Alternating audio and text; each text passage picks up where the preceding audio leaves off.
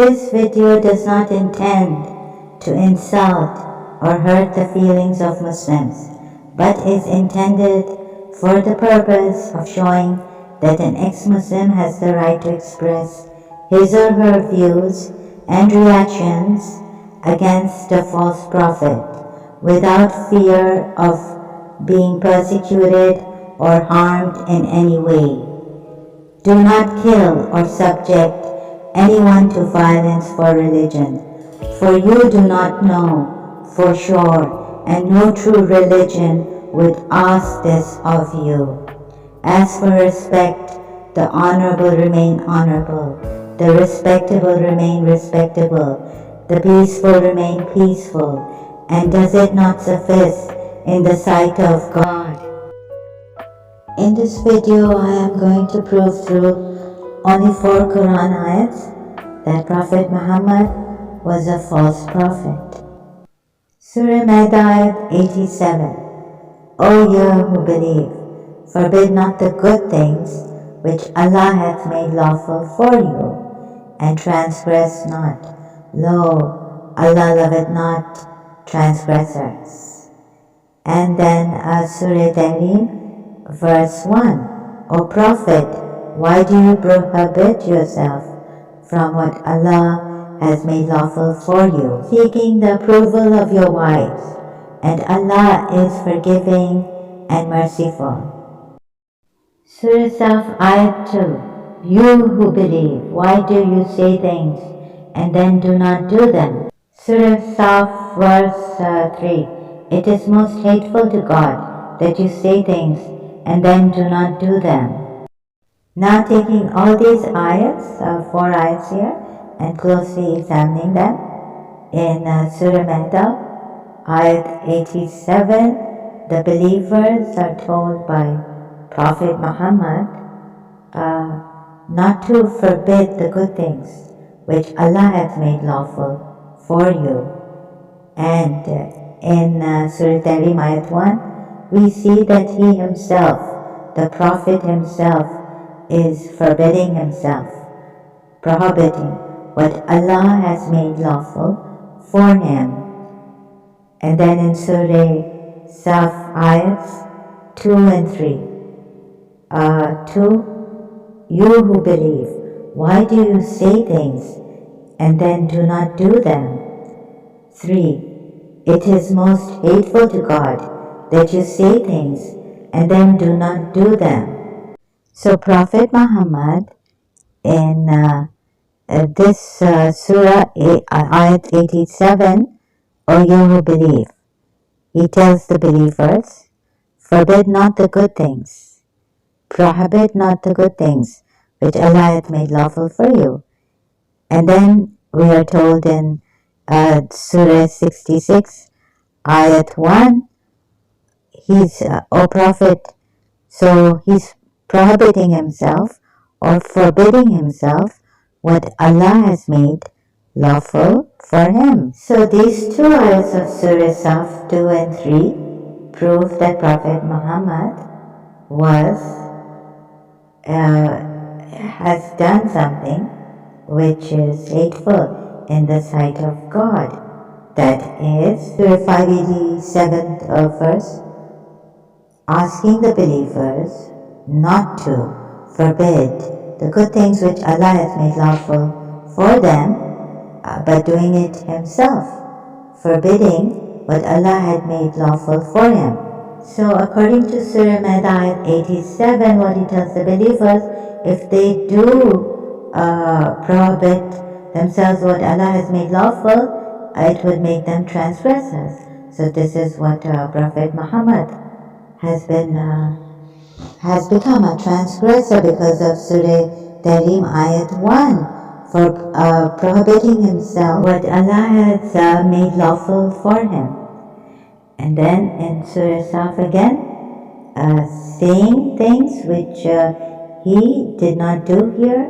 We are told in Surah Tahrim ayat 1, saying to the believers and then doing it himself, forbidding the believers, but doing it himself, makes his deed greatly hateful to Allah. So I haven't even given the commentary from the Shia multilingual site under these ayats where, you're not even allowed to forbid anything that Allah has made lawful for you or for the believers or even for Prophet Muhammad. So in this video I haven't given the commentaries, just the ayats. Another thing I want to mention is an ayat from Surah Maida 3, forbidden, what is forbidden, but in severe cases you're forced, that is okay.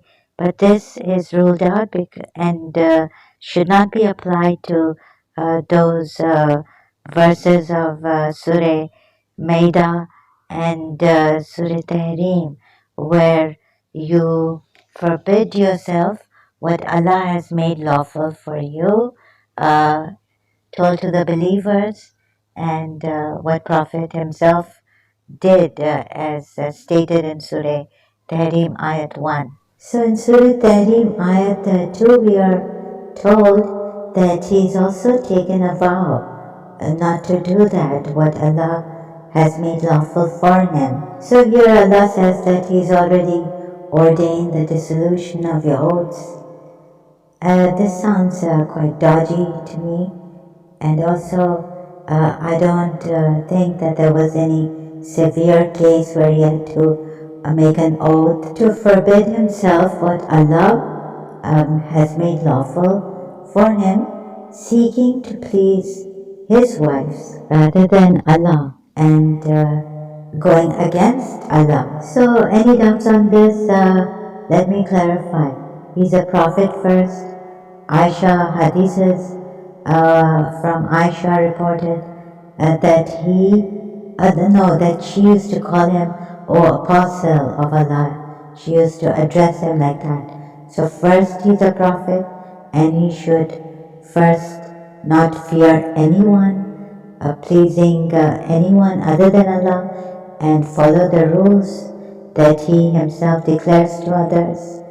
So please don't get tricked by these verses which give exemptions and in severe cases, because there are ayats like the meaninglessness in your oaths and that word lahwa, which on one hand were in other ayats asked to stay away from. The believers are asked to stay away from it if they want to be successful, and also to stay away from it because it is ill speech or vain, dirty, indecent talk. So I felt that it would be quite deceptive or dodgy to use this lahwa word for this ayat of Surah 5 verse 89 again. Allah does not take you to task for the oaths you utter vainly, lahwa or lahwi.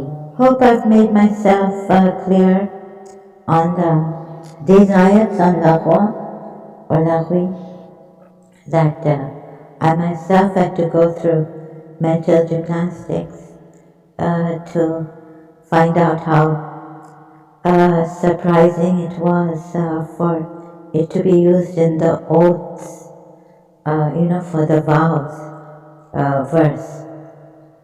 And that God would not take you to task, the believers, if you say anything meaningless in your oaths. Coming back to these four ayats, after having considered the ones on severe cases, where what Allah has forbidden you can do without having to declare it lawful and act upon it by taking a vow. And even in the verse of the vows, Allah has made a bad choice in using a word like laghwa.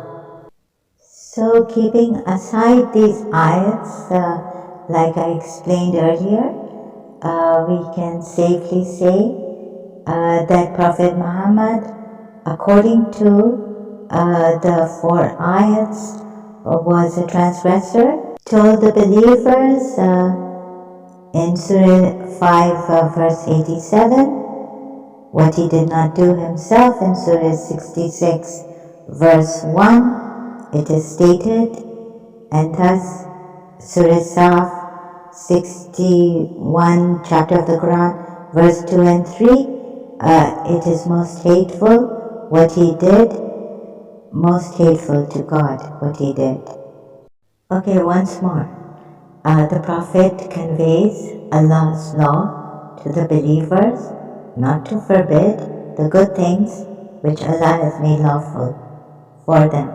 Surah 5, Ayat 87. And then he himself does it when Allah tells him, "Why are you forbidding yourself what Allah has made lawful for you?" So he also takes a vow never to do this, what Allah has made lawful for him. And so in the same surah 2, it's stated that Allah has allowed the dissolution of oaths. So the verse 87 of Surah Maida has an exemption that the believers even can dissolve their oaths, cancel their oaths, and pay expiation, expiate their oaths. So pay something for their oaths that they break.